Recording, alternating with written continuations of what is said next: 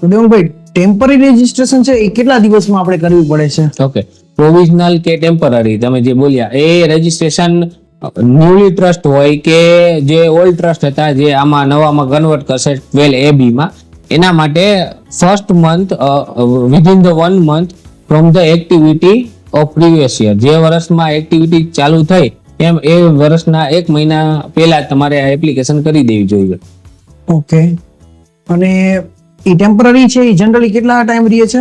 Temporary registration તમને 3 વર્ષ માટે આપે ગવર્મેન્ટ, અને એ જનરલી એપ્લિકેશન કરો ને એના 7 દિવસમાં આવી જ જાય છે અત્યારના સિનારીઓ મુજબ.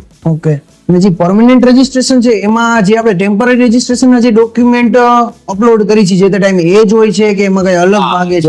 જો ઓલ્ડ ટ્રસ્ટ હતા જે પ્રીવિયસ 12 એમાં રજીસ્ટર હતા ને હવે નવા 12AB માં રજીસ્ટર થયા, તો એમાં જે ડોક્યુમેન્ટ અપલોડ કર્યા જનરલી એ જ ડોક્યુમેન્ટ હોય છે. માની લો કે કોઈ ફેરફાર કયા સિનારીઓમાં આવે કે ટ્રસ્ટ ડીડમાં કઈ ચેન્જ થયો હોય, ટ્રસ્ટ મંડળમાં કઈ ચેન્જ થયો, ટૂંકમાં ડીડમાં કઈ ચેન્જીસ હોય તો નવો ફ્રેશ ડીડ ચડાવવાનું રહે છે, અધરવાઇઝ સેમ ડોક્યુમેન્ટ હોય છે.